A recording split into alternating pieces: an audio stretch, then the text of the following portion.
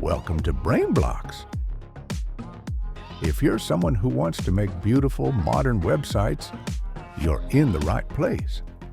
Today, we're starting an exciting journey into the world of CSS, the language that gives style to the web. In this video, we'll not only learn CSS theory, but also see it in action with practical examples. Whether you're a complete beginner or just brushing up your skills, this course is designed to take you step by step from the basics to advanced visual effects. Here's what we'll cover. Introduction to CSS. How to include CSS in your HTML, CSS syntax styling text with CSS adding backgrounds, 2D and 3D transform CSS animations. So let's get started with Introduction to CSS. Hi, in this video series, we are going to begin a very important topic for a newcomer who wants to learn the web designing. And here we are going to discuss about the CSS. CSS is basically a technology which is very much popular and is very indispensable for the web designing concepts.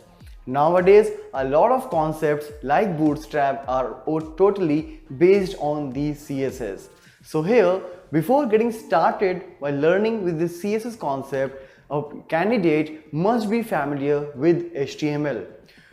And after that, you must have a web browser and a text editor.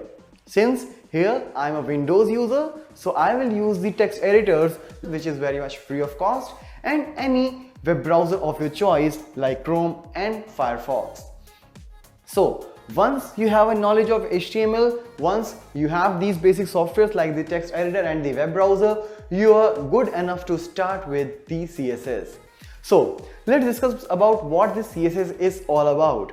CSS stands for Cascading Style Sheet. Style sheet is the thing in which we are going to work. So basically, style sheet means a list of a document, means a document which is containing a list of all these styles which you want to define for a particular element on the web pages. For example, if you want to make a particular design for the heading tags, you can create a sheet of those styles. Similarly, for all the different tags, maybe the controls as well. So this style sheet will help you out in making this set of style rules. Secondly, there is something called cascading. Cascading means a flow. Whenever you will make changes on the top, it will be flown in the downwards direction. That means if you will make any changes in the style sheet, the changes will definitely be reflected in the web pages as well, the pages who are using those particular style sheets. By the time we will start explaining about the working or the functionality of CSS, we will get to know like how we can make the different sheets for different documents for the style sheet and the HTML. And when we will make some changes in the style sheet, the changes will be reflected to the HTML as well. Is used to control the style of a web document. As I said, it will contain a list of styles for the specific element, or as per your choice, like you just want to make some list of styles and on any particular element you can apply that. Like for example, if I have designed some font family, the text color or something for a specific text, I can apply this particular setting to a heading also, to the paragraph as well. Handles the look and feel of the web page. As I said, it will contain the exact layout of a particular page. So how you want your page to be look, you can make that all inside this CSS. And now let's discuss about the advantages. Since we have HTML and using HTML as well, I can customize the look and feel of my web page. For example, I have a font tag in which we have an attribute like color, the family means the font phase, or some more attributes. So using that particular tag, I can customize the appearance of any text. So why should we go for CSS? So let's have an idea of that. Here we are talking about the advantage. It saves time. Saves time means you can design the set of style rules in a single document and later you can apply that in throughout your website. So every time when you are adding a new web page, you don't particularly have to define the sort of styles again and again in a specific HTML tag. Page loads faster. When you add the HTML and you keep on adding the different tags like font or maybe some more attributes, the HTML documents will be heavier, and by the time the HTTP protocol will take that particular text to the web browser, the more HTML will take more time to get loaded. If you will make a separate document for CSS, the amount of HTML on a particular page will be lesser and it will be faster in loading. Easy maintenance. Since all these styles have been defined in a single document, so if I want to make some changes in my website appearance, I can do that by changing a single document, and all the changes will be reflected to all the web pages in my website. Superior styles to HTML. Some of the tags are actually not containing the more styles for the appearance. For example, if you take H1 tag or any heading tag doesn't have a property or attribute which can change the text color. For example, if you want to say H1 color is equal to red, that is not going to work definitely. So using these styles, you can actually make the attributes applied on a particular tags which basically doesn't have those attributes. Multiple device compatibility. That means if you're creating a web page with the CSS, that particular web page will be compatible with any system like the different operating systems as well as with the different kind of devices, maybe laptop, desktop, mobile devices. It will be applicable to all. So these are the advantages of working with the CSS. So now, using all these benefits, in the next video onwards we will in this video of CSS we'll learn how we can include the CSS along with the HTML. So far we have seen a bit, but here we will cover all the way like what are the different ways of including the CSS with the HTML. So we are going to discuss about the 4 different things. First one is the inline style sheet. Inline style sheet is something where you will write any HTML tag and right after that you will use the style attribute, and inside that you will start writing all the style rules in the CSS syntax. Embedding is something where you will write the CSS code inside the header section of the HTML document inside the style tag. So there we will write all the style rules and those will be applicable for the current HTML page only. So after that, in the body, whichever HTML tag you are putting, either you can use the name selector, ID selector, class selector, universal selector, whatever, but that will be applicable for the current page only. If you want to write a style sheet that should be applicable for all the pages of your website, then you will have to create a separate file with an extension .css, and then you will write all the style rules inside that file. Later, you are having 2 different ways of including those style rules in any HTML page. That is linking and importing. These are the 2 ways which will help us out in getting the style from a separate CSS document and where we will implement that in a current HTML page. So let's see a practical implementation of the different ways how we can link the style sheet with the HTML. So now in this particular video we'll start working with the inline style sheet. So basically what I'll do, as here you can see there are a couple of tags, that is H1 and H2, and here is the output of these H2 and H1 tag. Now if I want to put the inline style sheet, what I'll do, like the attribute we used to pass in any of the tags so far, here I will use this style as the attribute. After that, here what I'll do, I'll just put some of the values as I was doing in the previous video where we just saw the simple example. Like here, if I want to change the color of this H1, what I'll do, I'll say color to blue. As soon as I'll do that, you can see the color of this particular text, this particular heading is turned to blue. Similarly, if I want to change the font family, again I can come to font family attribute here in this style, and I will use any of, like in the previous video we use MS. That is the same I'm going to do here as well, and here you can see the difference. So basically the way to write the attribute and the value will remain same, but the thing is we will actually pass the value in the style attribute right where I'm putting the tag. Since this one is inline, if I'll put any other h1 tag, these styles will not be applicable in that heading. Like this is a sample text. So here you can see the another heading is not getting affected with the inline, because this style attribute is particularly for this h1 only, so it will not be applicable for any other h1 tag. Now if you want to put some common designs for all the h1 available on this web page, as we have done in the initial video as well, so for that what I'll do, I'm just removing this style from here, and I'll come back to the head section where I'll put the style tag. Just make a good practice to pass the type attribute here, where I'll put a value text / CSS, and here since I want to pass it for heading, I will use the values like color to blue, font family to MS. So now all the h1 available in this particular page will be turned to the same style set which I have used for the h1 tag, and similarly you can make it for any other tag you want.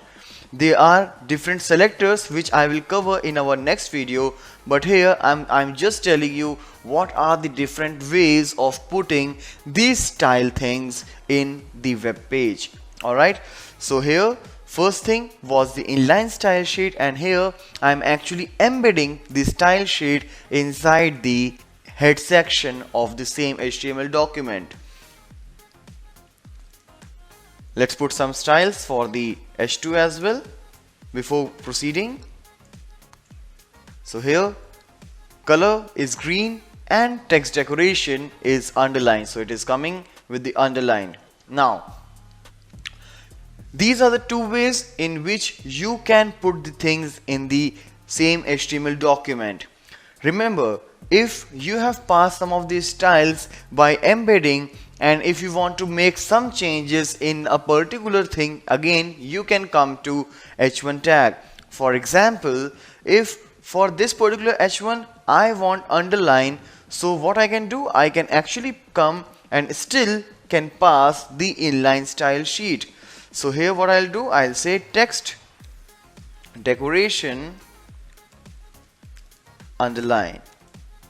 So not the first h1 but the second h1 will be decorated with the underline like this. Similarly, if you want to change some of the attribute which is being defined initially, like for example I said like all the h1 will be having color blue and the text MS, but maybe if you want particularly this h1 should not come in MS, then you can just pass the same attribute again here, and that will override the previous one. It is like the inheritance if you are from the programming background, that this one is the parent and this one is the child specific values. So if there is nothing defined, then it will take it from the parent, otherwise it will take its own value if you want to make some changes. Like font family, here I want to put it Arial, so I'll come here and you can see this is the Arial text. So this is about the embedding and inline style sheet. But if you want, you can just cut all these style attributes from here, and I'll take another document where I'll save them all. And now let's save it in the same folder. Like currently I'm working in the CSS folder, inside which you have the demo.html, and inside this I will save it as styles.css. And here Early you can find the CSS extension as well, so you can choose it from here as well. So now I have saved this CSS. Alright, so now next thing what I'll do, so let's come back to the browser, and if I'll refresh, you can see only the inline style sheet where I set font family Arial and text decoration underline is still there.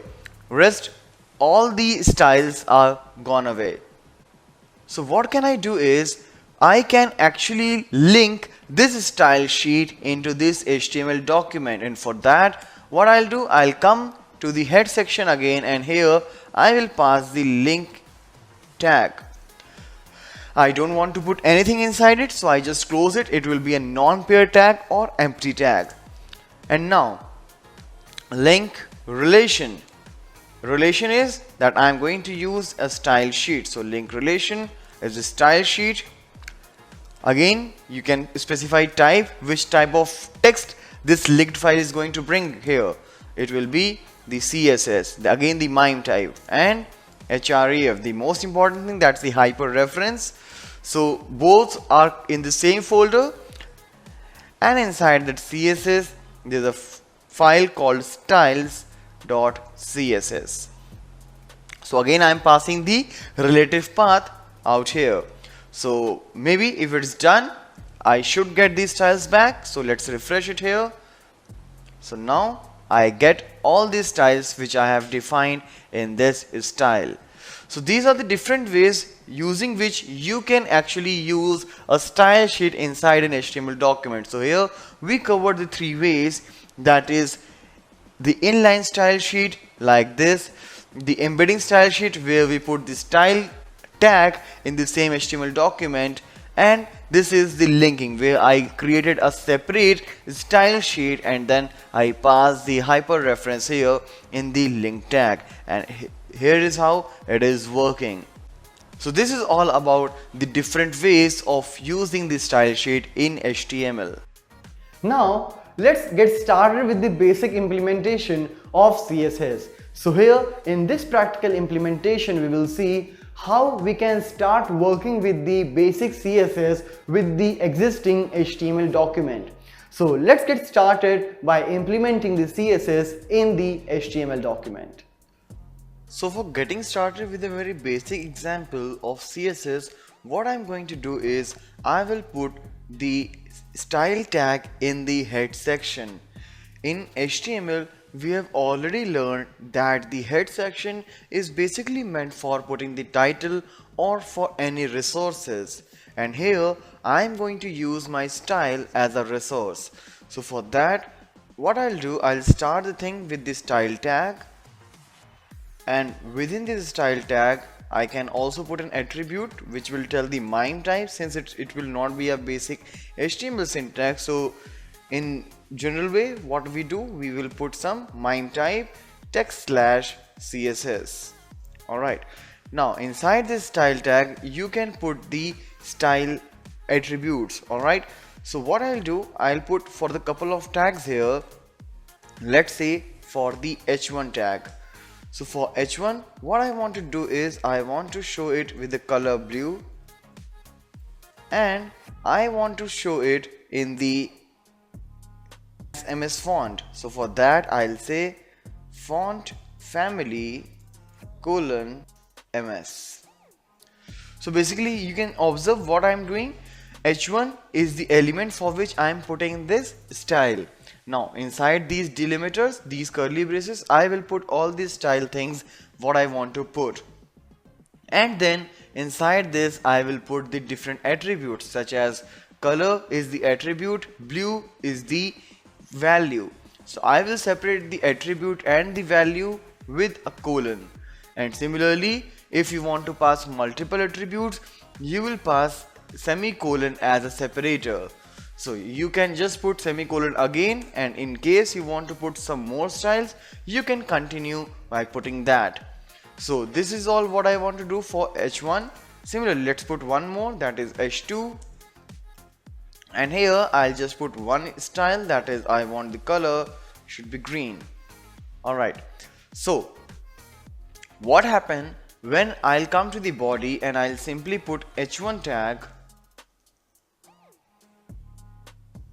with the text like welcome, and in h2 I'll put another text easy learning. Alright, so let's come back to the browser, and when I'll refresh this, you can see the h1 tag is coming with two attributes, that is the color blue and the font is Comic Sans MS, while the h2 tag is simply coming in the green color with the default font and all the default attributes. So this is one of the way of putting the style. In our coming videos, I'll show you what are the different ways to style the HTML document, like whether it will be inline, the outside some file, or like embedding the style in this way. But this is all for now. Now, in this particular video of CSS, we will talk about giving these styles to the links. When I say links, it is hyperlink. So as we know, using the anchor tag of HTML, we can create any text or image as a hyperlink, but here particularly we will talk about the text, where when I will make any text as a hyperlink, it would be of blue color with the underline. If I want to give some changes like in the color or whether I want to put the underline or not, I can do some styling with the links as well. So let's see a practical implementation where on the different events of a hyperlink, I can design a different color. I can put a different color or some different formatting as well. So let's start the practical implementation where I will treat the links in a different way. So let's start a practical now. Alright, so for decorating the hyperlink, that is the anchor tag, what I have done, I have taken the style tag over the head section of HTML, and there I put first of all the anchor tag, means the named selector for the style. Alright, so here for all the anchor tag, what I have done, text decoration is none. As we know, by default the hyperlinks are having the underline, but by default I don't want underline should be there with any hyperlink, so I made it none. After that, for the different purposes, I am using the different colors. For example, anchor link means by default the color of the hyperlink will be red, means the text will be red by default as it comes blue, right? Visited means once you visit that particular link, then it will be grayish color. However, when you will put the mouse over it, then at that particular time it will be pink. When you will click, it will be green. Alright, so let's save it, and I'll put an anchor tag here in the body, that is the href, like I want to go for just a sample text. Alright, so let's save it. Let's come to the browser, and here as you can see, when it is the text, if the hyperlink is being here, it is of red color. I put the mouse over it, it is becoming pink, right? Because I said hover, it's pink. Alright, when I will click, it is green, and here I reached. Now since this particular link is visited, now when I'll come back, you can see it is of grayish color, gray, pink, green, that's it. So since the particular page is already visited, it will not be in red color again. Alright, so this is how you can work with the basic of hyperlink. Now one more thing is, when I'm putting the mouse over it, I want the hyperlink should be there. So in hover, what I can do, I can add one more style, that is the text decoration is underline.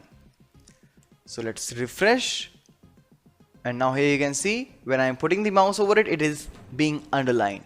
Alright, so these are the things which you can do with the anchor tag, that is with the hyperlink, while working with the CSS. In this video of CSS, we'll discuss about giving these styles to the text. When I talk about text, that means if you want to make some underline under a particular text, or if you want to change the direction or the spacing between the letters or the words, and so much more things. So let's see a practical implementation where we will give the possible styles to the texts.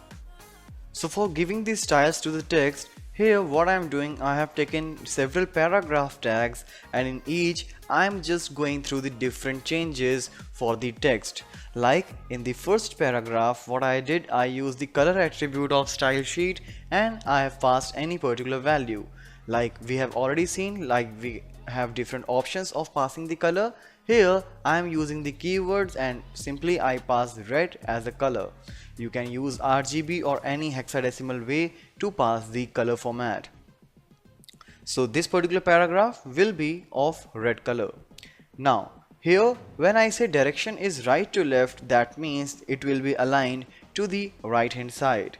Similarly, when I talk about the letter spacing, that means the space between each letter of this paragraph will be of 5 pixels, while in the next one when I am passing word spacing, it will be 5 pixels, means the space will be between the words, not between the letters.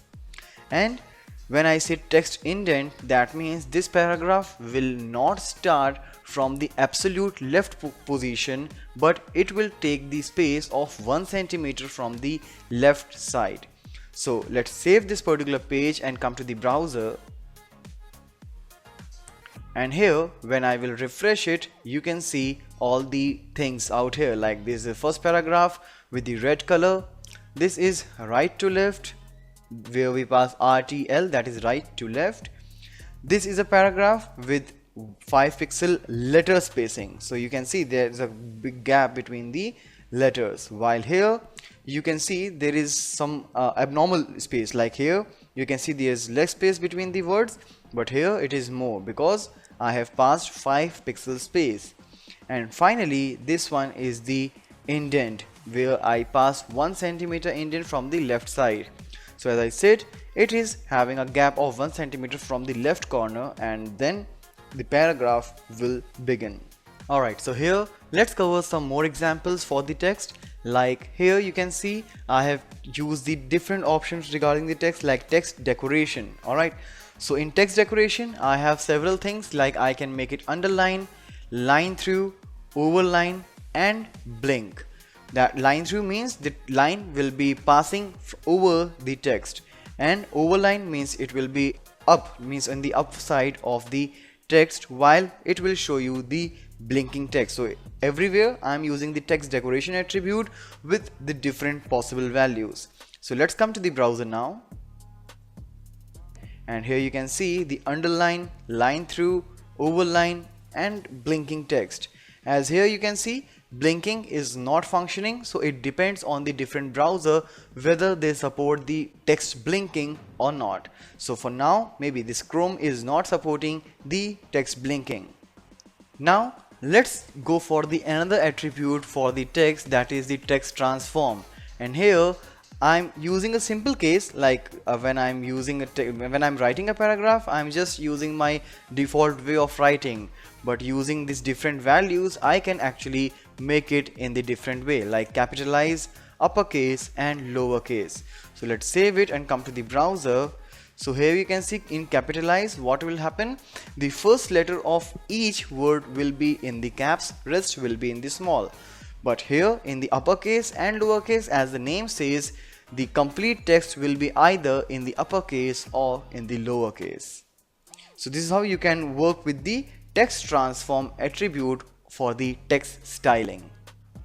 And finally we have the attribute called text shadow, where I have passed 3 values, that is 4 pixel, 4 pixel and blue. That means the shadow will be 4 pixel right, 4 pixel down and will be of blue color. So when I'll save and will come here, you can see there is a blue shadow in the background which is moved away a bit, right? So it is 4 pixel right and 4 pixel down to the actual text. Alright, I can just show you one more example, like I made it 6 pixel, 4 pixel. So when I'll refresh, you can see it is moved bit more towards the right. Alright, so its first one is for the right position, second one is for the down position, and third one is the color of the shadow. Right, now if you want to make the shadow a bit blurred, you can pass some more pixel for the shadow. So here I will say it is 8px, that is 8 pixel. So I'll refresh and here you can see it is giving me more pleasant effect, right? So it is 8 pixel of the shadow. So these are all the things which you can do while working with the text in CSS. In this chapter of CSS, we will discuss about the colors. Colors are basically one of the very important aspects whenever we talk about the formatting or giving some attractive look to our web page. So we will learn how and what are the different ways of passing the color for a specific element of the HTML. So here we have 4 different ways of doing the same. First is passing the hexadecimal code, short hexadecimal code, RGB absolute, and keywords. As we know, like whenever we talk about a color, all the colors are made up of 3 basic colors, that is red, green and blue. So this RGB combination here will help us out in forming the different colors which we can make. So hexadecimal, short hex code and RGB absolute, that is the red, green, blue absolute, and the keywords. Keywords will help us out in writing the name of a specific color. So here is a short example.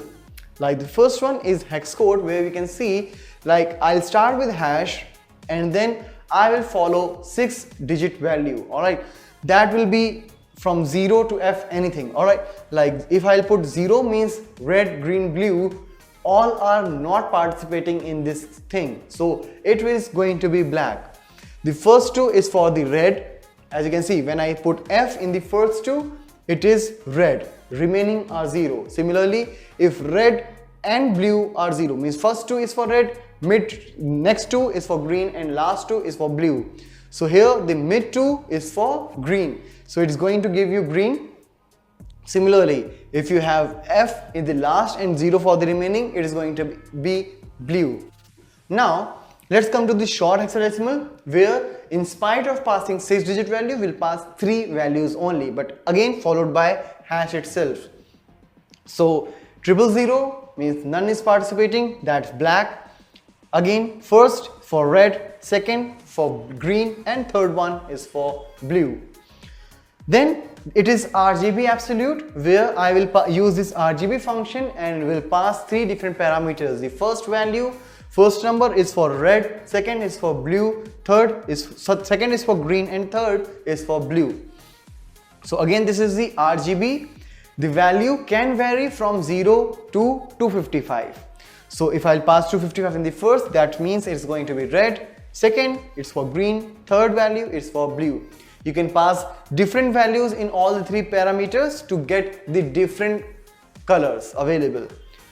Keywords. Keywords means you can write the name of the color. That is the simplest way, but it will restrict some of the color variants. Like for example, if you write red, it will give you absolute red, not any other variant which is somehow equal to red. Alright, so this is the keywords. If you want to make some more color combinations, you can use these things. So whenever you want to give the color to the text or to a particular background, you can write one of these way of passing the color.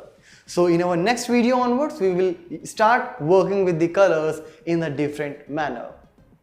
So far, when we were discussing about CSS, we covered the colors in that. So there we checked what are the different ways of passing a color with the name or using the hexadecimal code. Now here in CSS3 again we are discussing about the colors, but here we will check something different. Like here we will see how to manage the opacity of any particular color, like you want to make it 100% opaque or maybe somewhat transparent. So let's see what all new features are there regarding the colors in CSS3. So as far as the colors are concerned with CSS3, here we have the same concept as we were having in the normal CSS, that is we can use the RGB in order to create the various colors. Like here you can see the first parameter is again for red, then G, that is green, and then third one is for the blue. But you can also notice there is a fourth parameter out here which is newly added with RGBA, which is in CSS3. So as far as this alpha is concerned, it will tell you about the how transparent or how opaque you want there to be for a color. Alright, so let's save it for now and let's refresh here. So you can see that this is red, green and blue, but not to the extreme. There is some sort of lightness in the color. That's because of the transparency. If I will increase the value out here, minimum it will be 0, maximum it will be 1, and in between you can give you the decimal value. So as you can see, as I increase the value, it is darker in shade. Similarly, if I will give you 1 here, so it will be at its max, that is the proper red, green and blue. So let's save, and you can see this is the actual color, and as less value I'll give, like 0.1, 0.1 and 0.1. so this will be the lightest shade available in the RGB, like this. Alright, so this is about the transparency. Similarly, you can also use the opacity keyword out here in order to set the opacity. Like here you can see I'm doing the similar thing, but here I'm using another style. I'm using similar RGB method, not RGBA, and apart from that I'm using another keyword, that is opacity, and I'm passing the value 0.6. Alright, so when I'll refresh, you can see it is 0.6, and again, like in alpha we were passing 0.3, 0.3, I can do that as well in the opacity. So these are the things, this is how it will be displayed. Another way of passing the values here for the color, we have the HSL, that is hue, saturation and lightness. So basically in the first parameter, that is hue, you can pass the values like 0, 120, 240, 360. You can pass any values in between also, but these are the things which will give you the absolute colors, like 0 and 360 will give you red, 120 will give you green, 240 will give you blue. So as here you can see in this current example, I'm using 120, so that means I'm going to set the green. After that, you can make the changes in the saturation and lightness, like how light you want that particular color. Alright, so let's save it and see the output in the browser. So here you can see green, normal green and dark green, just because of the change in the lightness in the third parameter. So these are the new things, these are the new ways using the colors in the CSS3. In this particular video, we'll discuss about the background.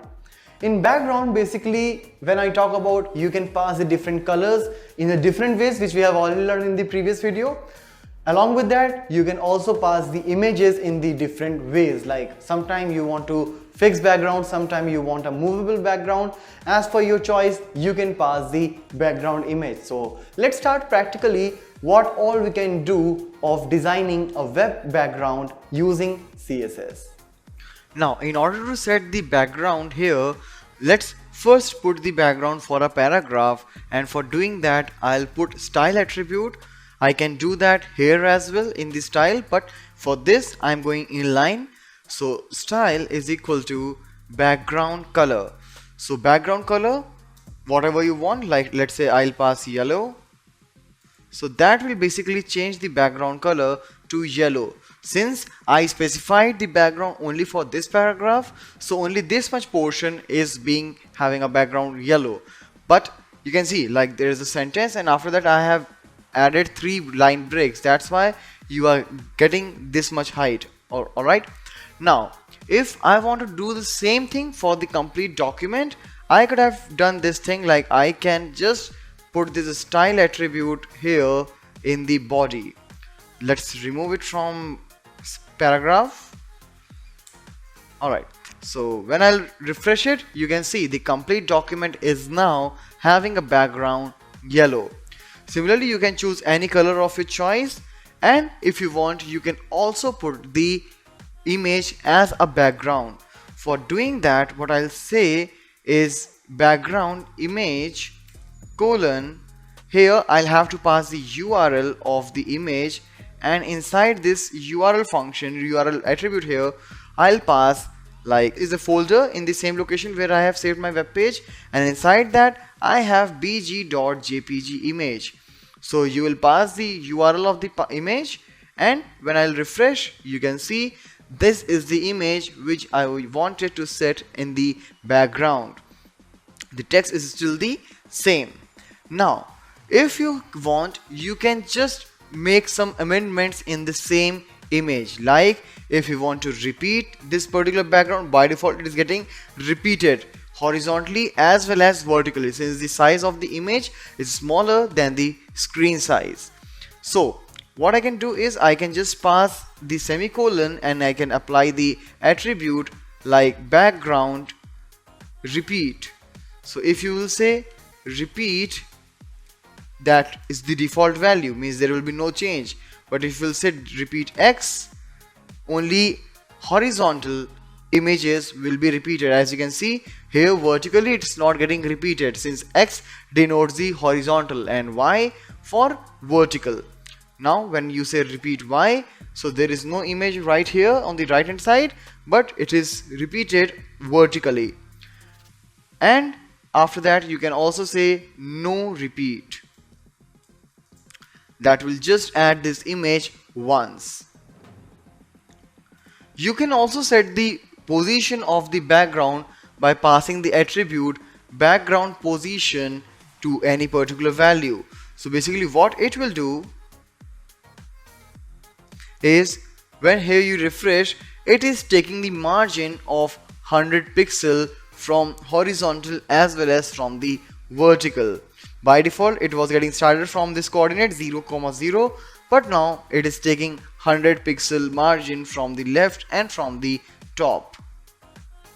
So let's come back to this one, and I will put some more line breaks here just to make my document much bigger. Alright, so let's save it, let's refresh it. Alright, let me just remove this first. Let me remove this background repeat as well. So this is my page, and here you can see the content going on. Alright, now it's just line break, I haven't put anything else. But now there is one more thing, like if I want to fix my background, for doing that I will pass the attribute background attachment to fixed. So let's save it. Let's refresh it here, and now when I will scroll you can see there is only content floating. Alright, let me put some content as well so that you can feel that. I'll put it somewhere in the middle so that you can see it scrolling. Alright, and here you can see only the content is floating here, but there is no change in the background, it is still. Alright, so this is about the fixed background. So these are the things that you can put in your paragraph or in the background of your whole document, where you can put the colors or you can put the images in a different way.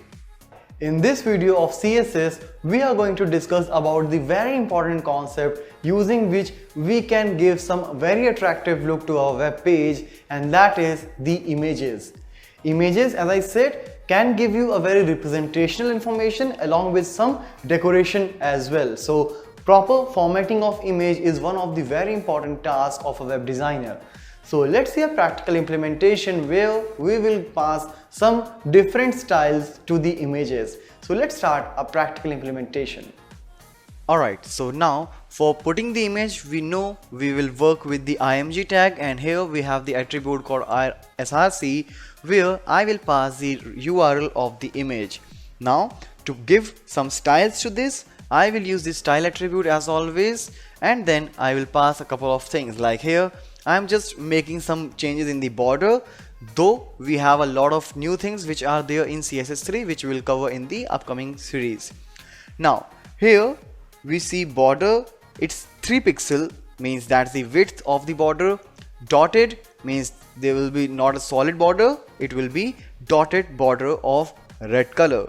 So let's save it and come to browser. When I'll refresh, you can see there's logo followed by this red dotted 3 pixel width border. Now if you want to make it dashed, there are some more options. You can make it dashed like this, and if you want you can make it solid as well. Alright, now for this I will use 1 pixel solid green.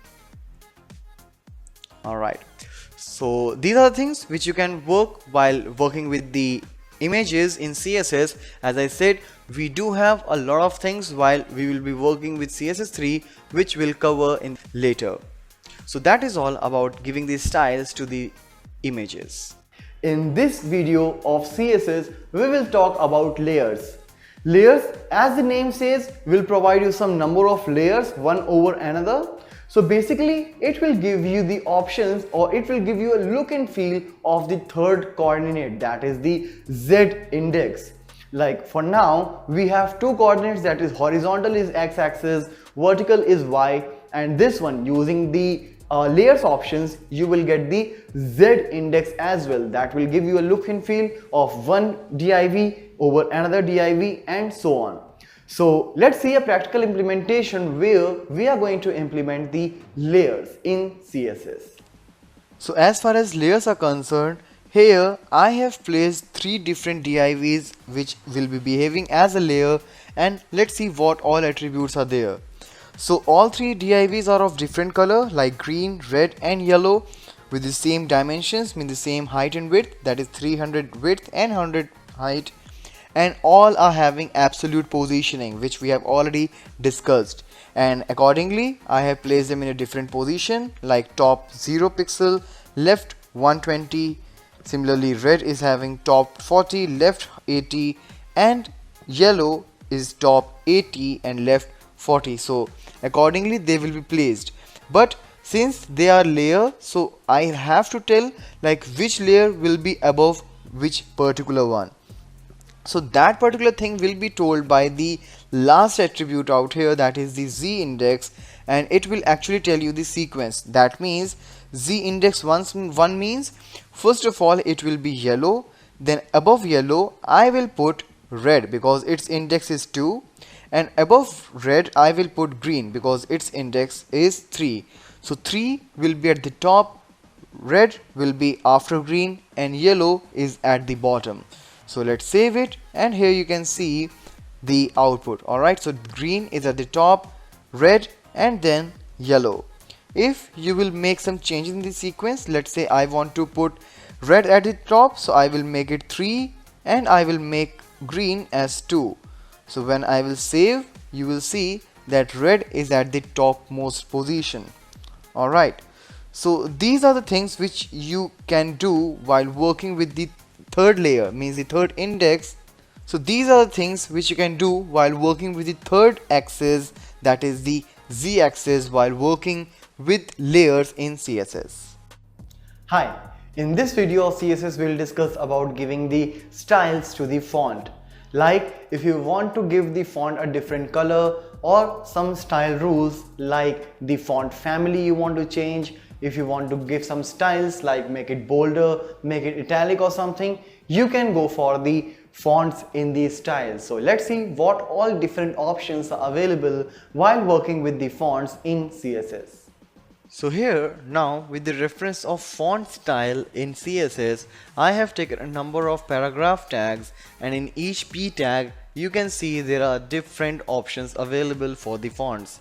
Like in the first one, where I have used font family attribute of CSS, I have passed 3 different kind of fonts, that is SMS, Monotype Cursiva and Courier. So it will give the priority to the first font, but if the first font is not installed in your system, then the second font will be applied, and again if second font is not available in your system, then we'll go for the third font, and if none of the form is available in your system, then the default font will be shown to the user. But in this particular case, in my case, I do have MS, at least everyone has this particular font, so the first font will be applied to this text called changed font family. And here you can see in the output, you can see this particular font is nothing but MS. Similarly, if through CSS you want to pass some styles, like you want to make any particular text as italic, you can use this CSS class font style. rather not CSS class, but the attribute. So font style is the attribute here and the value is italic. Let's say if you want to make the text italic at the runtime in any particular event, you can't add the italic tag at that particular time. So that's why we should learn how to make a particular text italic using the CSS attribute. So font style italics, and here this is italics is the text. So you can see this is italics. Alright, so this is the font style italic which I have applied for this particular text.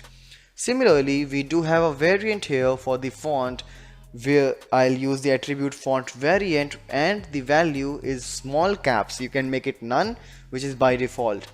So what it will do, all the capital letters which are available here, like this is small caps example.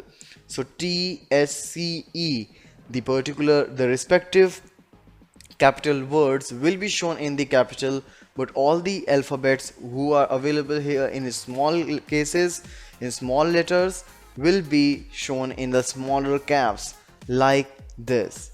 Alright, so you can see the size of these fonts is smaller than the caps size form. Alright, so this is how you can use the small caps.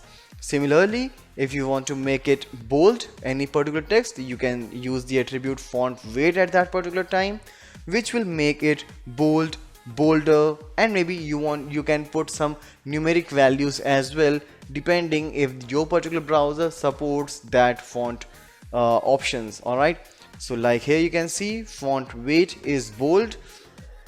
If you want to make some nested text even more bolder, you can put it bolder as well. Now next thing which comes here is font size. Font size is here, like you can see 30 pixels. We do have the different measurement units as we have learned. So here I am passing the unit as pixel. So the font size of this particular text will be nothing but 30 pixel, as you can see here. Alright, similarly you can increase or decrease size as per your requirement. Alright, now it's 40, so let's make it 40. Alright, similarly if you want to use small and large, like in HTML we do have the small tag and the big tag, but here if you want, you can use the font size attribute in that particular situation, and you can use the value small and large. So comparatively to the default text, this text will be in the smaller font, and similarly comparatively to the current text, this particular text will be larger. As you can see here, this is smaller in size while this one is larger in size. This is your default font size. Alright, so comparatively you can check, like this one is small and this one is large. And here I have used the shorthand notation for passing the different font styles and a single line. Alright, like font, italic, small caps, bold, 50 pixel, Georgia. Alright, so this is the font family which I am working with. This is the size, this is the font weight, this is font variant, this is font style. Alright, so all the different attributes which we have used so far have been applied in a single line, and this one is the shorter way to style the text. So while working with CSS, you can use these various options in order to style your texts. In this video, we will discuss about passing the styles to the list. When we learned the list in HTML, we got the list like the definition list, unordered list or ordered list, which were either giving some bullet or a number figure just before the list. But if I want to give some different styles, I can go for the list options in CSS as well. Options like, if I don't want any bullet or number before any list item. Whenever you are adding a list item, it is coming one after another in a vertical manner. But what if I want to get them all in a horizontal way or in a thumbnail? So we can use some style options here in order to make our list more attractive and look different than a normal list. So let's start the practical where we'll try to manipulate the appearance of the list now. Alright, so here in listings, what I have done in the beginning, like this is the default list pattern which we have learned in the HTML. So using UL, that is unordered list, or OL, that is ordered list, you can just start putting some list things, and here I'm using the nested list. So when you will be watching this in the browser, how it will come, like firstly it will be tea, coffee, soft drinks, and inside soft drinks you will get these options. So let's save it, and here you can see, like first of all they are coming with disk, and inside that it is circle. Alright, and we know, like using the attributes called type, you can pass the values like disk, circle, or square. Now you can do the same things using CSS also. So what we can do, using list style type, this attribute inside the style tag, you can pass which particular kind of bullet you want. So here you can see I have used all the three ones, like square, disk, and circle. So this is how also you can change the type of square in each of your list items. Rather than passing that in UL, I will pass the style type, list style type, here in the li tag. So let's see that. Like first you can see this is square, disk, circle. So this is how you can create them. Similarly, for ordered list also, you can use the list style type with the different values like lower Roman, upper Roman, lower alpha, upper alpha, and numbers which are default. So you can just make these different values with the list style type, and here you can see that the lower Roman, upper Roman, lower alpha, upper alpha. Alright, so by default when you create a list, each element or each item I should say comes in a different line. But if you want to create the inline list like this, you can simply just do one thing, that is, here in each unordered list you can write float left. As soon as you will start writing float left in each list item, they will all come in the same line. The reason why I am using width 10%, because I don't want any congestion with the list item. I want to give them proper width so that it will be easy for the user to get the elements. So width is nothing with the inline thing, it's just for the better appearance of the list items. And here float left for each list item will give you the list in single line. But if you don't want any bullet out there, like I don't want these things either horizontal or in vertical list, what you can do, right here in the list tag, that is either unordered or ordered list tag, you can simply say style list style none. Alright, so as soon as you say list style none, so none of the type list style type will appear before the list items. As here you can see there are elements available, but there is nothing like any alphabet or any bullet specified before them, because the list style is none. So these are the different implementations that you can make while working with CSS in list items. Now in this video we'll discuss about designing the borders using CSS. When I talk about borders, it is not just related to table, but you can pass the borders with the particular tags like paragraph, div, and images as well. So whenever you pass a border to a paragraph or div, you can give a look of forming a box kind of image as well. So let's see a practical where we will try to create the different kind of borders using CSS along with the paragraph and the div. So let's start the practical now. Now in this very example for the borders, what I have done, I have created two CSS classes for the paragraph tag with the name example1 and example2. In the first one, what I have done, I have passed the width of the border along with the type like solid, dotted, dashed. We can pass different variety of the borders. We will discuss what all possible values you can pass. Apart from that, I have passed the bottom color, top color, left and right color, as I just wanted to show you like we can pass the different values for all the different kind of border, different sides of border, for top, bottom, left and right. So Here I have shown you the values in hexadecimal format. You can also use the name of the color as you usually do. So this is what I have passed right here. But in the second example, means in the second class, I have just passed a single border color. So it depends. If you want to put the same color for all the sides, you will just say border color. Otherwise you will say border bottom color, top, left and right accordingly.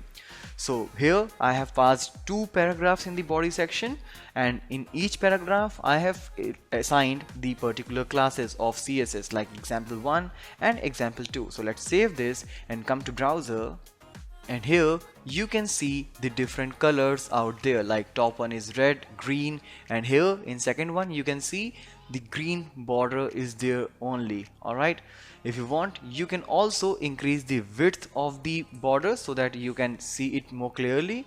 I'll make it 5 pixel, I'll save it, and again if I'll show you, you can observe the different colors, like it's somewhat black, red, green, and here it's blue color, while here it is just the green color. In another example, I am just trying to show you what all different varieties of border style you can pass. Like here I am keeping 4 pixel width common for all the borders, but the border style is getting changed every time. Like here it is none, means there will be no border. It's solid, dashed, double, groove, ridge, inset, alright, and outset hidden. So let's save it and see how these different borders will look like. So here this one is none border, as I said, like since I passed none, so this border will not be visible, while this one is the solid as it was there in the previous example. This one is dashed so that you can see the dashed thing here. Double border, as you can see. Grooved means somewhat grayish like disabled thing. Ridge, inset, outset, you can see the shading. Here in inset it's upward and here in downward. It is hidden.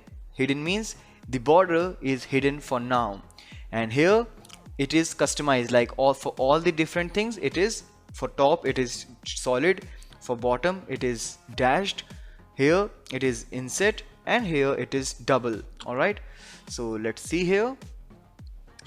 Dashed, groove, double and solid, all the 4 different borders are applied. Apart from that, you have also one more option, that is dotted. So I'll just change it to dotted just to show you.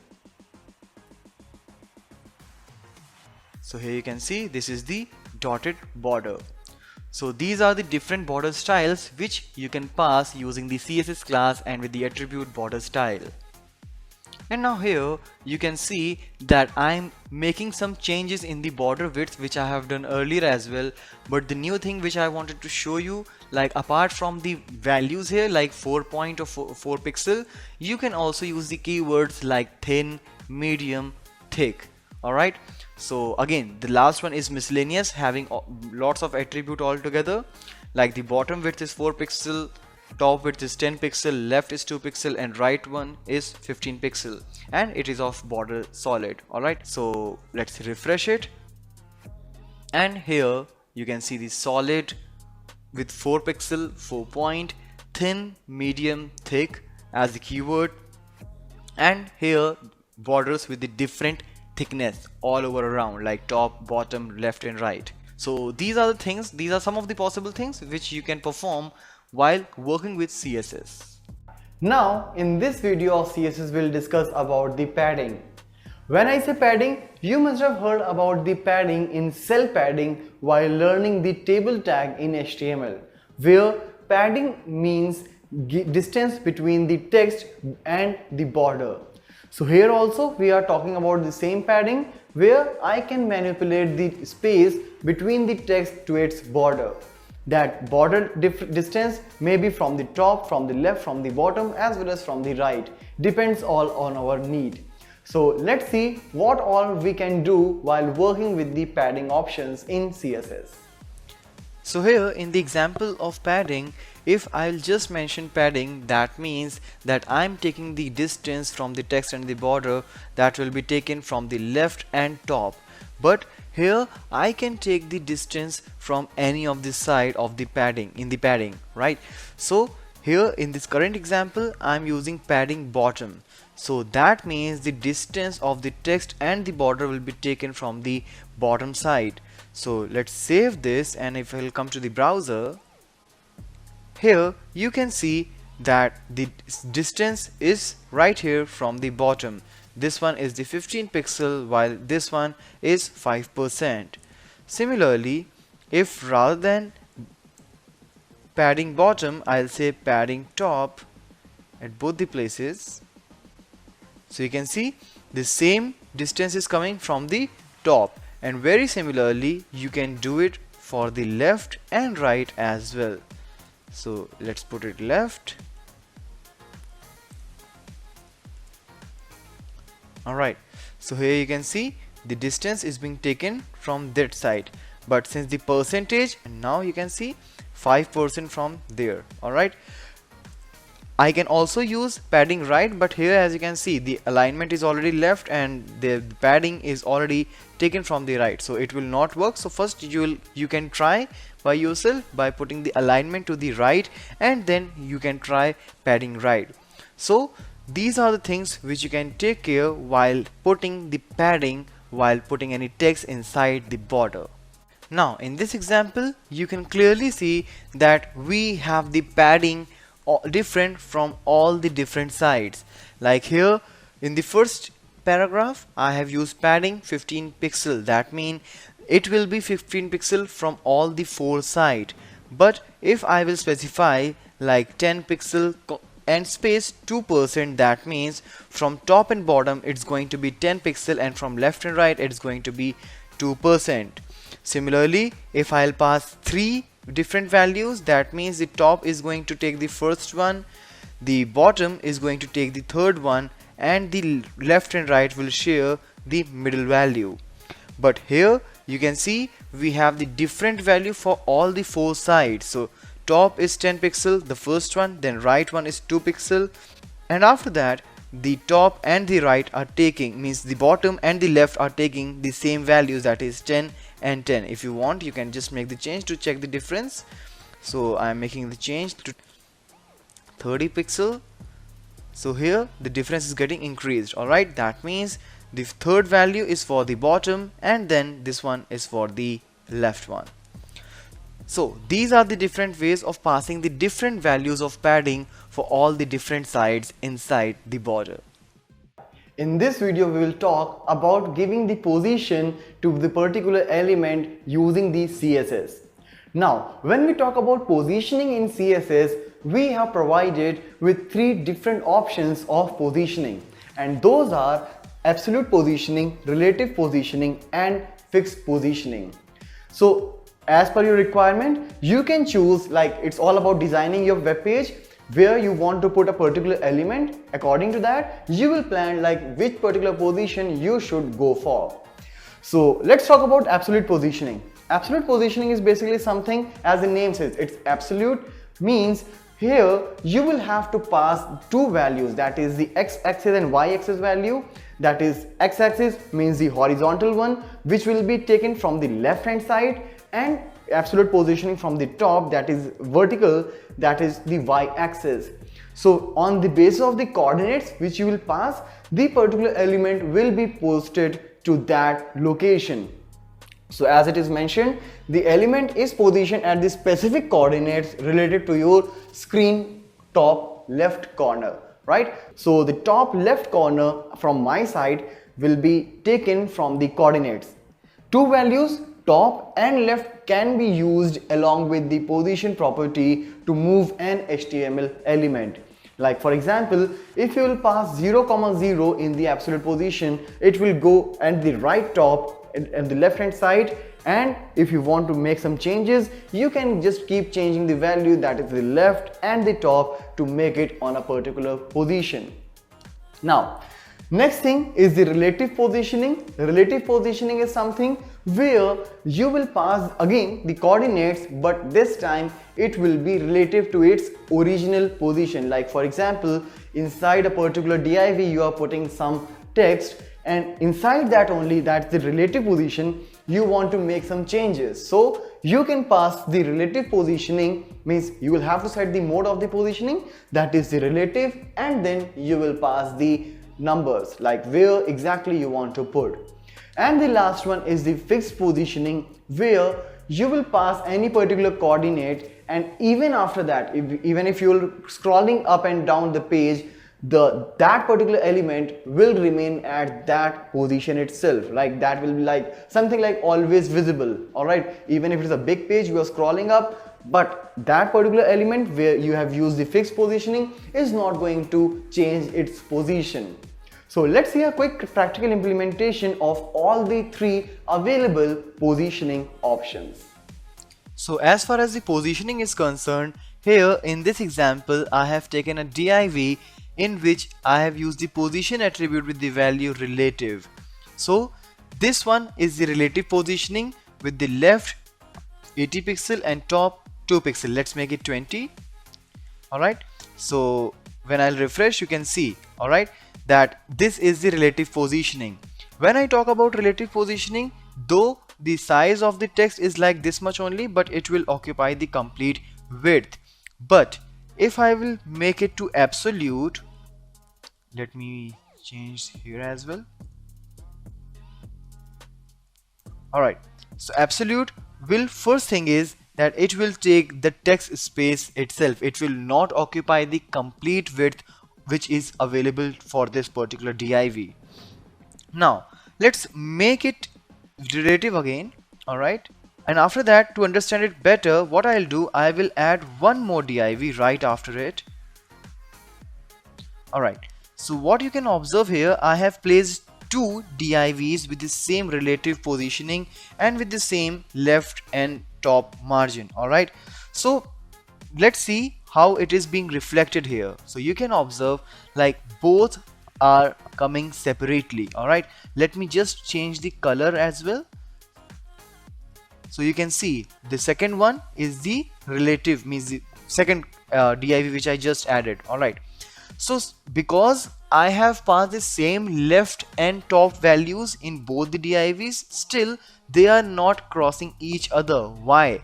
Because the second one is related to the first one. Relatively it is adjusting its position, but if I will say it absolute, then it is not taking the reference or relevance of any other element of this particular DOM.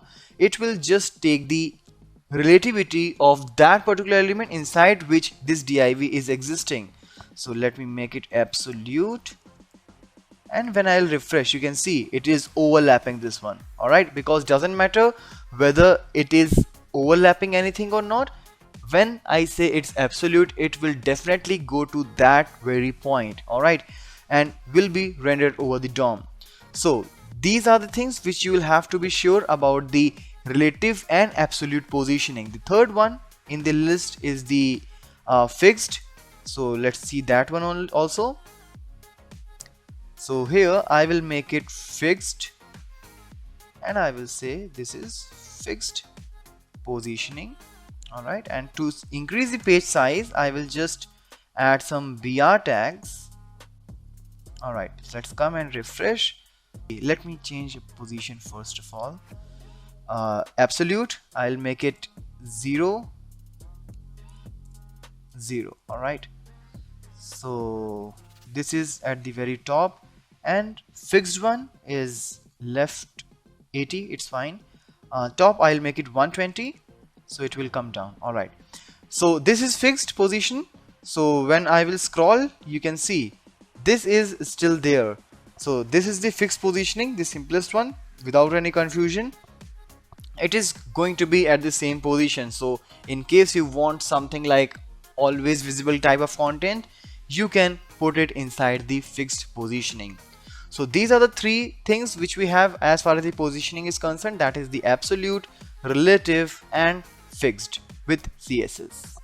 In this particular video, we will see how we can change the dimensions of the border as per our requirement, so that we can make the boxes of different sizes, maybe smaller or larger.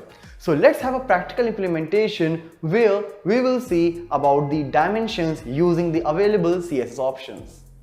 So as far as the implementation of the dimension is concerned, here we are going to try some dimension of width 400 pixel and height 100 pixel.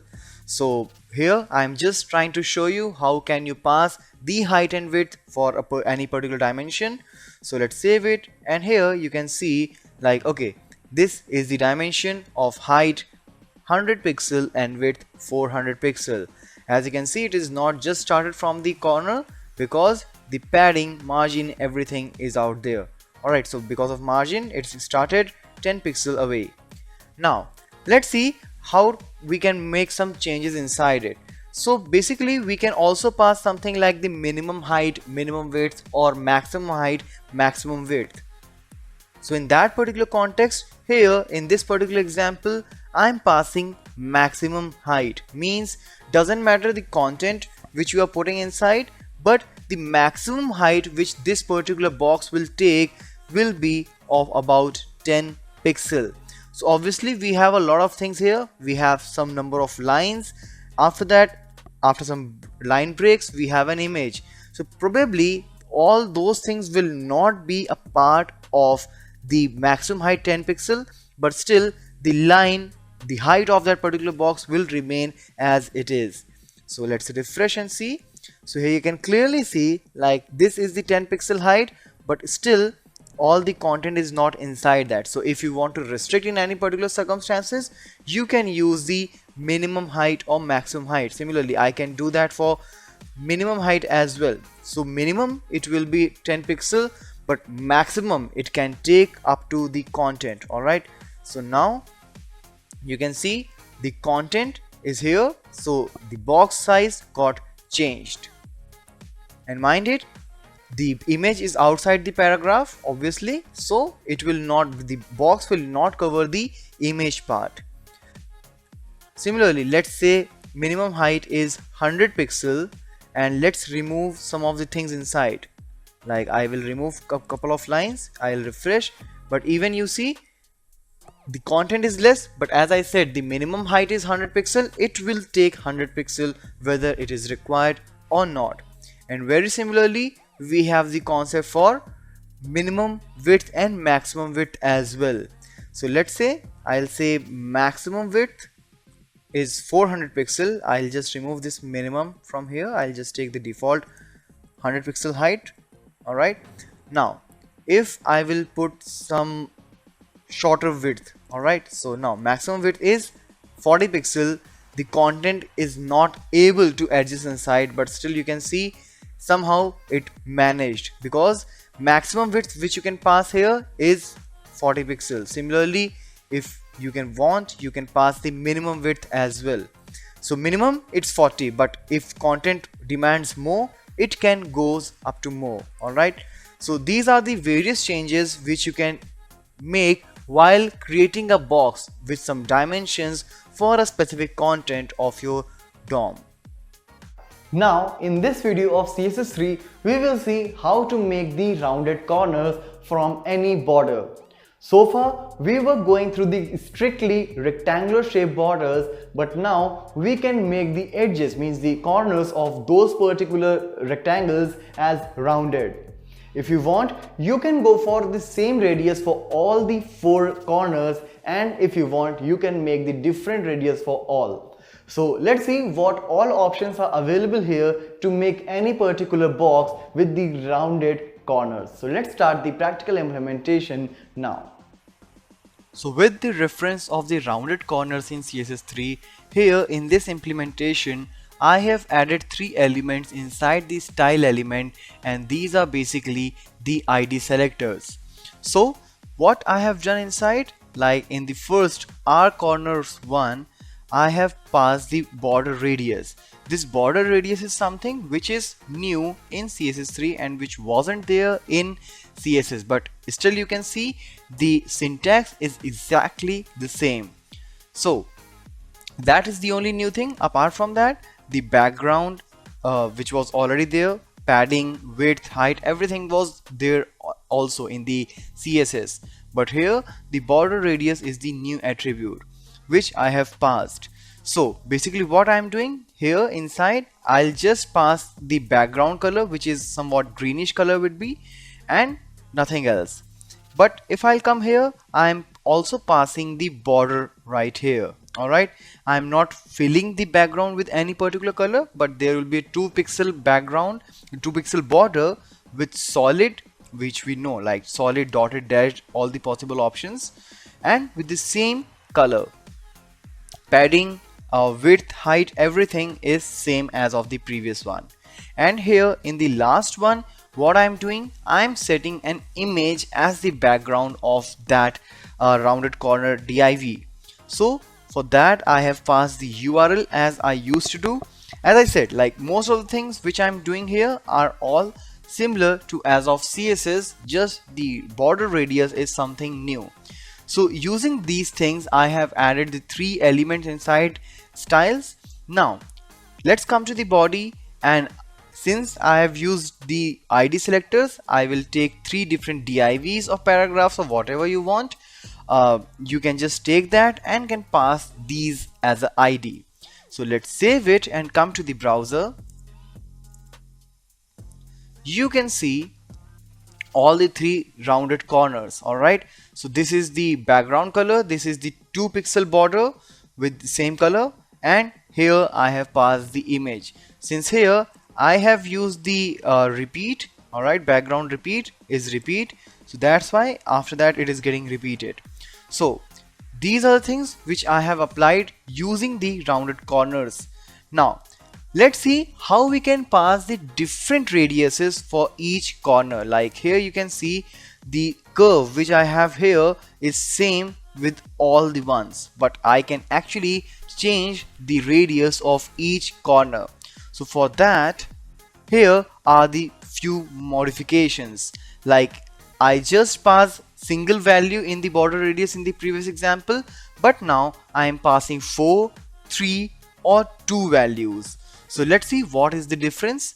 So as you can see, there are 4 values. So basically the 4 values will mean, that means different values for each corner. So let's save it and come to the browser again. Let's refresh, and here you can observe that 5 pixel, which is the smallest one, which belongs to this particular corner. Next is the 30. So here you can see 30 pixel.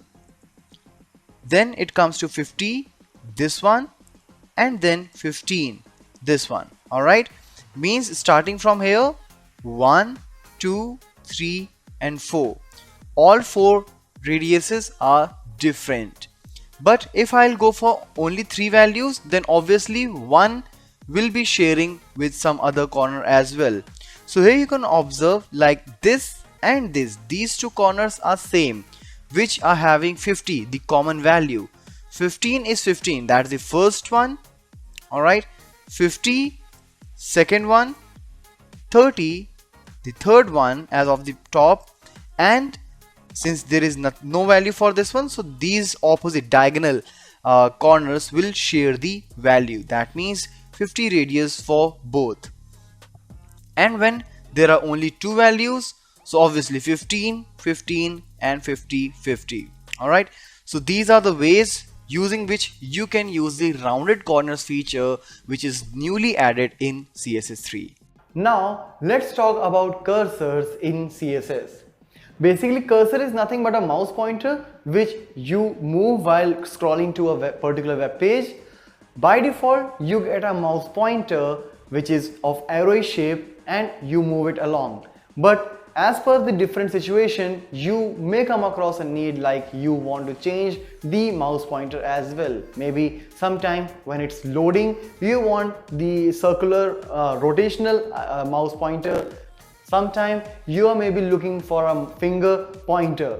So we are going to discuss about the different mouse pointers which are available here, and we can use that in the CSS. So let's start the practical now. So now let's take a very simple example of the cursors, where in a single document itself I have put all the possible values of my mouse cursor. So first one is the auto, means the default one, like your mouse pointer. Now after that you have the plus symbol mouse pointer, that is the crosshair, the default one, pointer. If you want to move the window, that is the different icon, different cursor at that particular time. E-resize, and E-resize means east side, northeast, northwest, depends on the side. If you are resizing a window from any of the side, so that means this is going to be the resize cursor. After that, the text, the cursor which you are seeing right now is the text. Weight, which will keep on rotating, depends on the different browser. And help, where it will carry a question mark with itself. So let's come to the browser and refresh. And here, as soon as I will put the mouse, this is the help, weight, text, resize. You can see it is getting changed every time. Alright, so these are the different ways of passing the cursor. Move, pointer, that is the pointed finger which we use generally for hyperlink, the default one, the crosshair, and the auto. Alright, so these are the different options which you can see while working with cursor, and using any particular option you can put it anytime on your DOM as per the requirement. Now, in this particular video, we will see how to work with the visibility of any particular content in your web page. Maybe at the runtime you come across a situation where you want to make some particular text visible at runtime, or maybe you want to make it hidden at runtime. Along with that, you may also want to make it collapse or expanded. So let's see a practical implementation of how to work with the visibility of any particular element in a web page practically. So as far as the visibility is concerned, here I have taken a couple of paragraphs in which the first paragraph tag is the normal one, means as the normal text it will be visible over the browser, while the another paragraph is decorated with the style where visibility is set to hidden, means this particular text will not be visible over the browser. So let's save the changes and come to the browser, and here you can see only the first paragraph with the text. This paragraph should be visible in normal way, is visible in browser, but the other one is not. So basically if you don't want to show anything, that doesn't matter, like you can just remove that from the text. It's no use of putting this visibility hidden as such. But if at the runtime you want to show or hide some of the content, then definitely it is going to help you. So what I'll do here, inside the head section I will write a couple of code, like inside the style tag I will use this p-hover, means in the hover event when I will put the mouse pointer over the paragraph, at that particular time the visibility should be hidden. Alright, so let's remove this particular paragraph because it's of no use for now. So let's save it and come to the browser, refresh it now. So for now this particular text is visible, but as soon as I'll put the mouse over it, so you can see this paragraph is no more visible, and again you can see this particular paragraph is there. So this is how you can work with the visibility while working with the CSS. In this video of CSS, we will talk about the selectors. Selectors are basically something which will help us out in selecting the particular element or the particular portion of your web page. So here we have 4 kinds of basic selectors. These are name selector, class selector, ID selector, and universal selector. The name selector is something where you will pass the name of the particular tag for which you want to apply the styles. For example, if I want to make some styles for the heading H1 or H2, I will use H2 as the name of the tag, and inside these I will put all these styles which I want to put for that particular tag. Now, second is the class selector, where I will put dot as a class selector, and that particular class of CSS will contain some list of styles.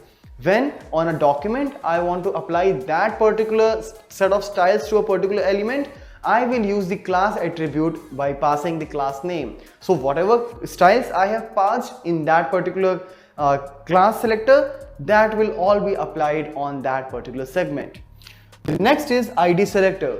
So ID selector is something where you will put these styles which is particularly for a single element, as it is ID selector and we cannot have the multiple ID with the same value in the same web page. So if for a particular div or something you want to put a style, you can use the ID selector, and universal selector is something where you will put the style for the complete DOM. So let's get started with the practical implementation and can see how these different selectors can be implemented. So for starting the implementation of selectors, I will use the embedded style sheet just to make sure that you will see the styles and the tags on the same page, so it will be easier for you to understand. So now what I'll do, I'll start working with the name selector, as we have seen so far in the video that here I can pass any particular name of the element like h1, h2, p, paragraph, bold, b. Alright, so such things can be decorated by using the name selector, and we will use the name selector in the situation when you want that complete document should get the same styles for all the similar tags. For example, here in h1, if I'll say color to blue, then all the h1 of this particular tag will be converted to the blue font. Alright, similarly if I'll say h2 to color green and text decoration to underline,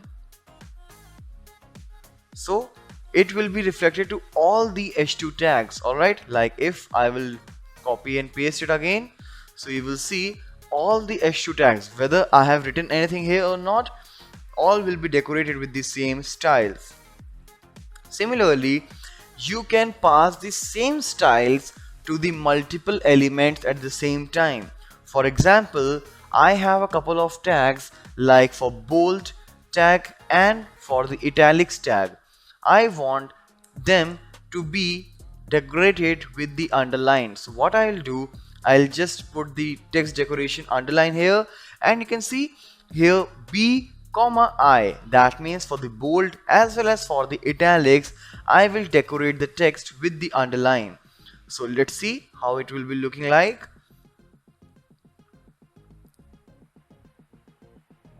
So here I'll put a bold tag, like this is bold. I'll close the bold tag, I'll break the line, and again I'll put another I, that is italics. This is italics. Alright, so here you can see both are coming with the underlines, whether it's bold or italics. Now you can also use the nesting here by the time you want to work with any nested things. Like for example, for paragraph, inside a paragraph I will put a bold tag, and for bold I want to do something like what I want to do, I want to say background color to lime green. Alright, so what it will mean, that if I will put any bold tag, that will not be decorated with this lime green, as here already I have a bold. Let me refresh it, but here you can see there is no background. This background color lime green is only applicable for those bold tags who will be there inside a paragraph. So let's see, let's start a paragraph. This is a sample paragraph with a highlighted bold text. Alright, so now here what I'll do, I will start the bold tag here, I will finish it here. Alright, so inside this paragraph I can see there is a bold tag. Let me close the p tag also.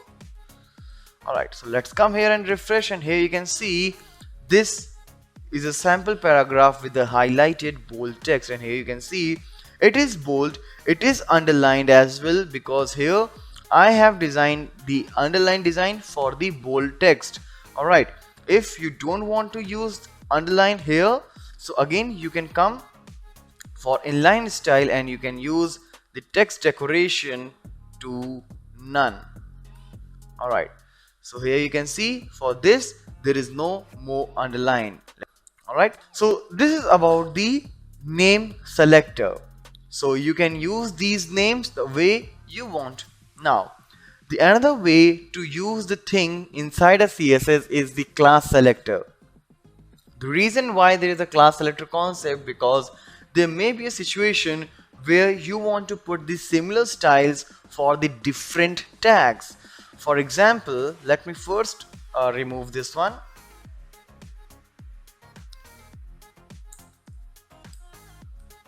So what I'll do for the class selector, first of all I will use dot, that is a class. Alright, and here I'll set different style classes. Let's say the first style here I will use the color green and font times New Roman. Similarly, let's put another style 2, another class. Alright, and here I will use again the same attributes with a different value, like it's red and font family to Corsiva. Alright, so now here I have not specified like for which particular tag I want to put these styles. So if I am saving it, you can see all the styles are gone away. Alright, so let's remove the text as well. I'll put some relevant text here. So what my requirement is, like here I'm putting an h2, that is a heading, like heading 1, and for this particular heading I want to put a paragraph. So this is a paragraph for heading 1. Similarly, I want to repeat the same thing for one more tag, that is h2 again, it's heading 2. This is the paragraph for heading 2. Alright, so now this is the updated text. Now what I want to do is, I want that this heading and its relevant paragraph should come in a similar manner, and this particular couple, like this heading and a paragraph, should come in a similar manner, but with the different styles which I have already defined here. So what can I do is, I will use the attribute class, and here I will pass the name of the class like style1. Alright, so let's close it now. Alright, and I'll do the same thing. See, I'll use the same style for this paragraph as well. Similarly, in this particular situation, I will again use a class attribute with a different value, that is style2, and I will use the same class, that is style2, for this paragraph. So let's come here and refresh, and you can see that both of these class, like h1 and h2, here means heading 1 and heading 2, are being decorated with the different classes of style. Alright, now what I'll do is I'll enclose them all inside a div. Alright, I'll put it all inside a div. Let's close this. For now it will not be reflected, but now let's add one more selector here, that is the ID selector, and for ID selector I will use hash. Alright, so like my div is the ID selector. ID is actually an attribute in order to make a unique element in your HTML document. So what I'll do here, for making a div, I will use some of the attributes like height. Let's put height as 300 pixel, width as 500 pixel. Alright, and we'll put a background color here with the background color yellow. Alright, now Here's how I have decorated this my div, but if I want to apply it here, what I'll do is I'll say id is equal to my div. So this ID selector will be applied only to that particular element in the document which is being decorated with the same ID. As here you can see it's my div. It's just a unique feature to give it, but for this particular element I have designed this whole styles. So when I'll refresh here, you can see it's being enclosed inside a box with such things. If you want to use some padding things as well, you can do that. Let's say 20 pixel is the padding. So now this is how you can start. So these are the different selectors that we worked on, that is the name selector, ID selector and class selector. So that is all for this video. As of now, we have seen how we can start making the borders and using dimensions, how can we change the size of the boxes. Now, in this particular video, we will see like what we can do if the content inside a box is way more bigger than the box size, and maybe for some restrictions, we cannot increase the size of a box to a great extent. So in those situations, we will add the scroll bars either vertical or horizontal or both as per our requirement. So let's see a practical implementation where we will see how to add the scroll bars along any box. So let's see the practical implementations now. Alright, so let's continue with the implementation of scroll bars, and here what I'm going to do is again I will make some dimensions with some height and width as we have done earlier, and in case there is some overflow of the content, I would like to add the scroll bar. So let's see what all I am going to do. I've just created a class called scroll with the display as of block, borders 1 pixel, solid red, padding is there, margin, top margin is there, width and height is there, and in case the content is getting overflown, what I'm going to do, I'm going to put some scroll element, that is the scroll bar. And I'm using this scroll class right here in this div. You can put anywhere. Alright, here I'm putting it inside a div so that it will be giving you a box kind of look with this particular paragraph. And in case the size and the dimension of the div is not enough for this content, we will see the scroll bars as well. So let's see how it is appearing in the browser. So you can see like as the content is big enough, the margin is all there which I have set in the CSS class. You can see the scroll bars are now appeared on the left, on the right and on the bottom of this div. So anytime when you want, you can simply use this overflow attribute inside the particular element where you want to get these scroll bars and pass the value scroll, so that you will get the horizontal and vertical scroll bars at a time. Now we are going to discuss about the gradient color in this video. As in the previous video, we saw how to do the manipulations with the colors in terms of their opacity. Now here what we will do, as the name says it's gradient colors, means it's going to be gradient, means we will use multiple colors and one after another those colors will come in a series and will give a very beautiful look in the output. So let's see what all options are available with CSS3 to make the set of colors as the gradient color. So as far as the implementation of gradient color is concerned, here I have taken an ID selector with the name grad1 and later I am applying this to a div. Now let's see what all changes I have made inside this ID selector. So the first is the height. I want 100 pixel height for this particular div. After that, you can see that there are number of background options to all. So pink and green. I have added a couple of colors out here. So let's see how the output will look like. And here you can see that this is the output, right? By default, it is coming from top to bottom. But if you want to change the direction, you can just add one more parameter, that is left, like from left to right. So I will add left in all the ones. All right. So now you can see starting from left, it is going towards right. So these are the couple of directions, like from top to down, from left to right. Similarly, you can give the styles for the diagonal gradient colors also. For that, you will have to tell a couple of direction, like left top, that is the starting position. Alright, so let's see the browser output. Like here you can see red, blue.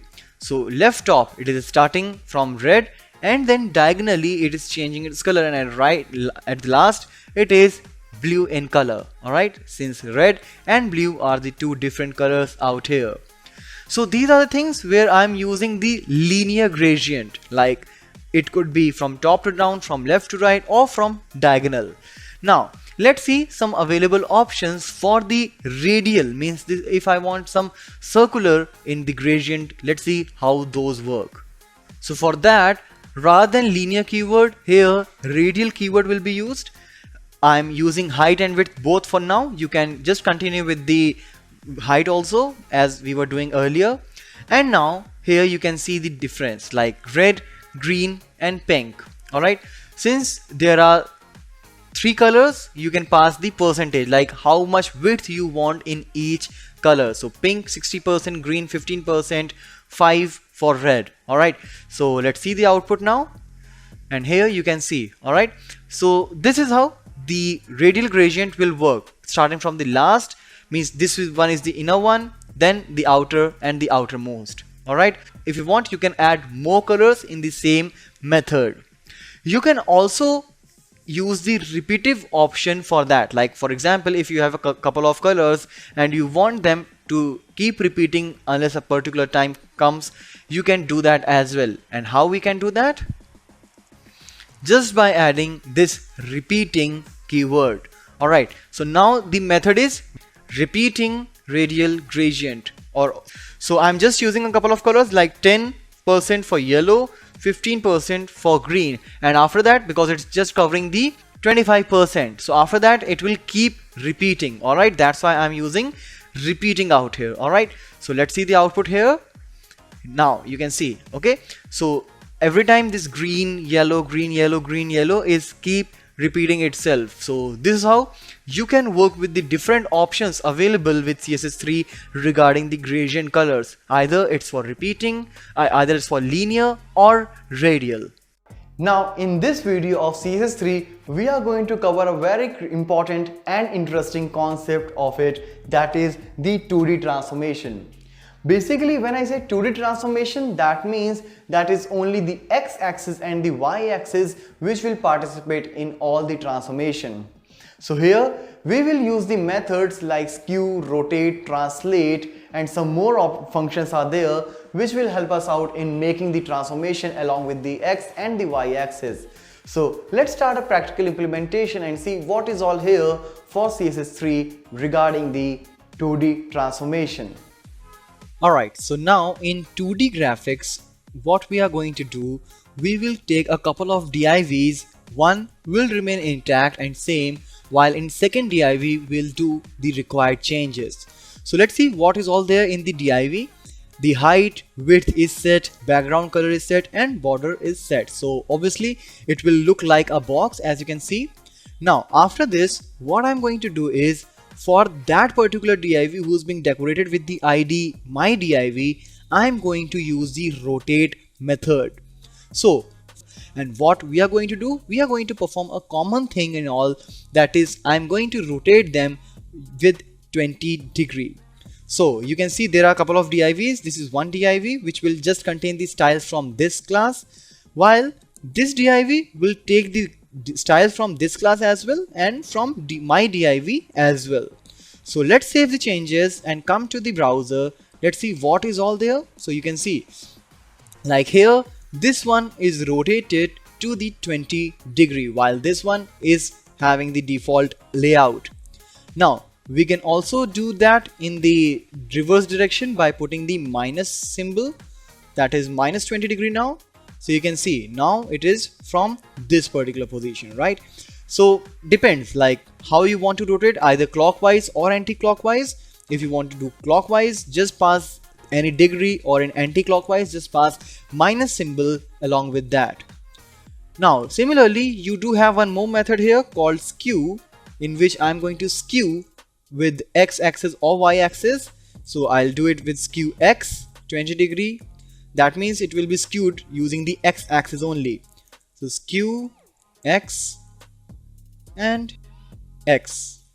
So now here you can see the x-axis is parallel still, means it is same, but here it is being skewed. Alright, the whole thing is being skewed, including the text inside it. Similarly, you can skew it on the basis of y-axis. So I'm using skew y now. Alright, so you can see the y-axis, that is the vertical ones, are the same, but the x-axis is changed to 20 degree. Alright, and now using skew only, it will be taken from both the sides. Alright, means skew x and y both will be there. Alright, so these are the things which you can perform in 2D graphics. You can just transform it on the basis of different shapes and sizes, but when you will do the same things including the animation, you can see them moving in the same way. So we'll do the animation in our coming video, but this is all about the 2D graphics or 2D transformation in CSS3. Now in this video we are going to cover the 3D transformation. As in the previous video we saw like how the transformation took place along the x and the y axis. Here when I'll talk about 3D, that means the z axis will also be in the picture. So whatever the transformation will take place using the method like skew, translate, rotate, that will go across the x, y and z axis as well. So let's see a practical implementation of performing the 3D transformation in CSS3. So likewise, we use the rotate function in the 2D transformation. Here I'm going to use the rotate x, rotate y or rotate z in the 3D. So depends in how many degree you want to rotate it. You will just pass the axis around which you want to do the rotation. Rest, again I'm using a div, which is nothing but a box, pink color box with the height 200 pixel, with the height 100 pixel and width 200 pixel. And again there is a special div in which I'm performing the rotation. So this is the normal div with straight box, and this is the my div in which all the rotation will take place. So let's save it, come to the browser and refresh. So you can see this is rotated to 150 degree using the x-axis. So the whole text is being rotated as well right after that. Alright, it is being rotated along with the box. Now it is rotated using x-axis. You can do the same using the y-axis also. So rotate y. So now you can see the whole rotation is take place now according to this axis. Initially it was using the x, now it is taking the y. Alright, so this is rotate y. It is still written x, but now as you know, like I'm using rotate y, so let's make it rotate y axis. Alright, so this is y. Alright, similarly you can do the, because it is 3D, there is z axis also, there is z axis, so you can use rotate z as well. So now the rotation will take place as per the z. So let's save it, come to the browser, and here you can see the third dimension of it. Alright, so these are, as I said, like these are the things which I'm just using it in the transformation. If you will create a storyboard using the animation, you can see them, you can feel the animation and the transformation taking place. Alright, so in our next video we will learn about the animation, but this is all about the 3D transformation using CSS3. Now in this video of CSS3 we will talk about the animations in it. So far when we were doing the transformation, maybe 2D or 3D transformation, you were not getting that exact picture. Maybe it was something like if it is rotated, you may be not getting how it is getting rotated, but using the animation you can get some animated things as well. For example, you may get a moving text using the animation, you may get some rotational boxes of div tag obviously using the animations.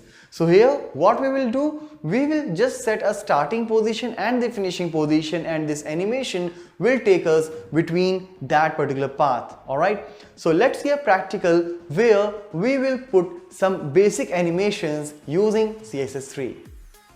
Alright, so now let's hear it for the animation.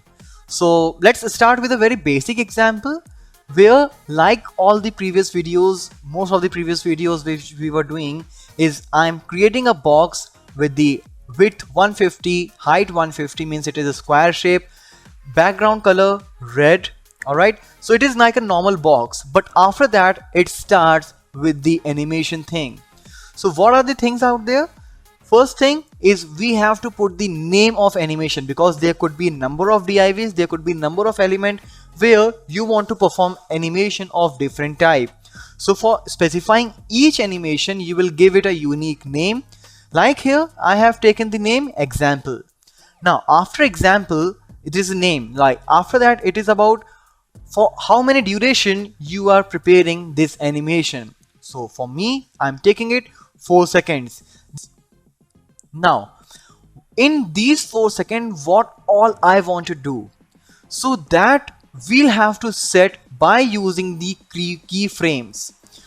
And when you specify keyframes, you will have to tell also like which particular example, means which particular animation, because here I have given the name. So you will have to specify for which particular element you are going to perform this keyframes thing. So I'm doing it for the example. What I want to do, I will start the color transformation, like the background color I will change it from red to yellow. Alright, so since you can see background color is already red, so I will start it from red, so both will get mixed, and then I will change the color to yellow in 4 seconds. Alright, so as you can see, it is for that particular div whose id is my div. So in body I only have one div with the id my div. So let's save it, come to the browser and refresh it. So in the 4 seconds of time, this box will transform itself from red to yellow. As soon as the transformation is over, it will come back to its original one, because I have given a default background color to this div, that is red. Alright, so again I will refresh. In 4 seconds it will come from red to yellow, and once it is done, it will come back to its default one. So this was just about the keyframes thing where I changed the background color. Similarly, you can change this position also, whatever you want. So now in this second example, I'm going to add some more things.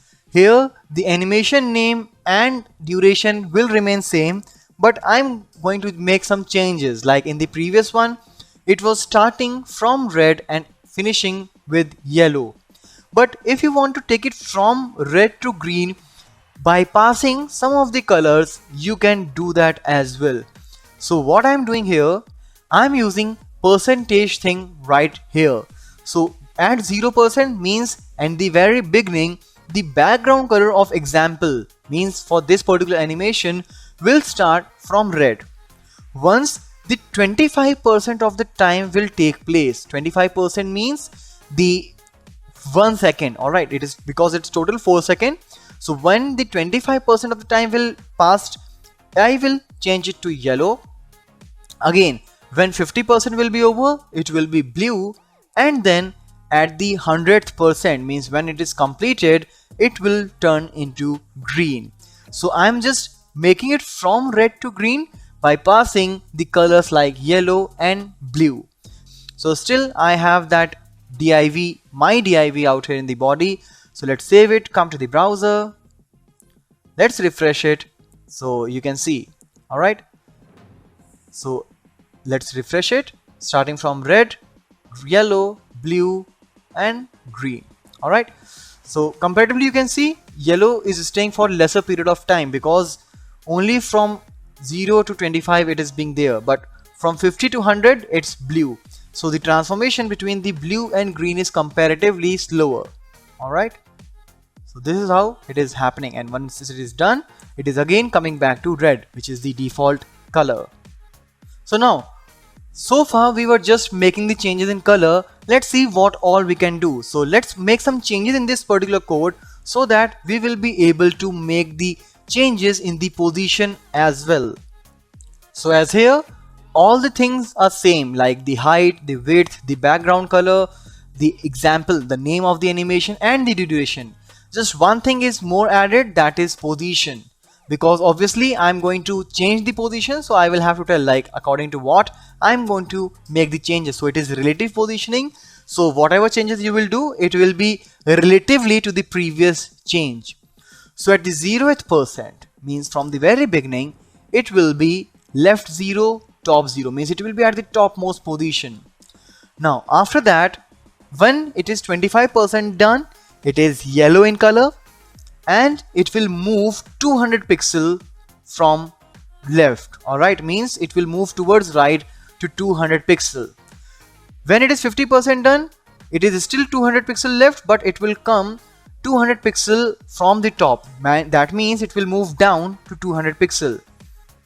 When 70% will be done, it is 0%, means it is going towards left in the same height. And when 100% will be done, it will be to its original position. That is, it started from 0, 0, it will be at 0, 0. Alright. So let's save it, come to the browser, make the changes. You see, it is moving. Alright. It is not getting repeatedly, but yes, it is moving. Like this is 0, 0, now 0, 200, 200, 200, 200, 0 and 0, 0. Alright, so that is about the left and the top values which I was reading out. Now, if you want to make some delay in the animation, you can add animation delay. Alright, so when I add animation delay 2 seconds, that means after 2 seconds the animation will start taking place. Alright, so let's save it. Let's see how the changes are done. So after 2 seconds, you see it has started moving. Alright, let me refresh it. 1, 2, and now it started. Alright, so this is about the delay. Now you see, like once it is done, it is stopped. If you want to make it repetitive, you can add one more option out here. Let's see what is that. And that is animation iteration count. Here I said it 3. Alright, so animation iteration count is 3. So it will go on for 3 times. Alright, so let's see. After 2 seconds it will start. So this is the 1 cycle. This is the 2nd cycle. Delay will be only for the 1st time. And this one is the 3rd cycle. Alright, now it is done. So if you want, you can also write infinite or any particular number. So let's refresh after 2 seconds. Alright, so it is 1, 2,